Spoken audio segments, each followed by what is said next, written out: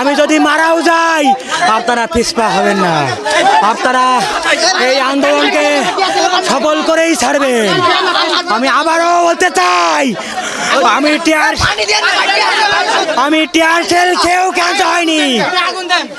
আপনারা যারা সুস্থ আছেন আপনারা পিছপা হবেন না, আপনারা এই আন্দোলনকে সফল করুন। পাশাপাশি আমি সমগ্র বাংলাদেশ সকল আপামার জনতাকে অনুরোধ করব, আপনারা এখনো যারা আপনাদের সন্তানদেরকে ঘরে আটকে রেখেছেন আপনারা দয়া করে তাদেরকে ছেড়ে দিন, এই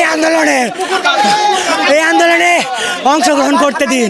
মনে রাখবেন, আমরা যদি এই আন্দোলনে ব্যর্থ হই আগামীর বাংলাদেশ ব্যর্থ হবে।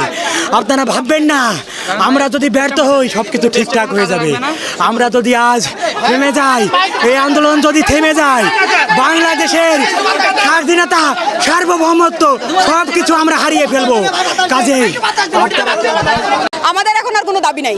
আমাদের এক দফা এক দাবি নিয়ে সারা বাংলাদেশে যা হচ্ছে আমরাও তাই কর্মসূচি পালন করতেছি। এক দফা এক দাবি, প্রধানমন্ত্রীকে পদত্যাগ করা লাগবে। পদত্যাগ ছাড়া আমরা আর কোনো কিছু চাই না, কারণ আমরা সংলাপের সুযোগ দিচ্ছি অনেক আগে। 18 তারিখ থেকে শুরু করে যে পরিমাণ গণহত্যা গুম চলাইছে, এরপরে আর আমাদের কোনো রাস্তা নেই, আমাদের পিঠ দেয়ালে ঠিকে গিয়েছে। যখন আমরা সংলাপের সুযোগ দিছি তখন সাধারণ স্টুডেন্টরা ছিল, সবাই সাধারণ স্টুডেন্ট ছাড়া কেউ ছিল না। সেইখানে মার দেওয়া হয়েছে, গুম করা হয়েছে, তাদের বাপ মাকে তুলে নিয়ে যে হয়রানি করা হয়েছে, সব ধরনের প্রস্তুতি তারা নিয়ে করেছে। এখন আর সংলাপ কিসের ভাই? এখন আর কোনো সংলাপ নাই। আমরা একটাই দাবি, একটাই সবার এক দফা একই দাবি, আপনি পদত্যাগ করেন। কারণ শেখ হাসিনার পদত্যাগ।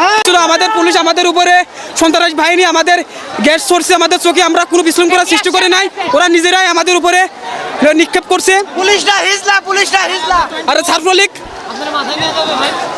আচ্ছা ভাই আমাদের উপরে ছাত্রলীগ, পুলিশ লীগ, যত লীগ আছে ভাই সম্পূর্ণ আমাদের উপর অত্যাচার করছে ভাই। বিনি কাজে আমাদের চোখে মুখে গ্যাস ছাড়ছে, আমাদের অবস্থা দেখেন কি হয়েছে। আমাদের 3-4টে ভাই আহত হয়েছে এবং তো হসপিটালও নিয়ে গেছে।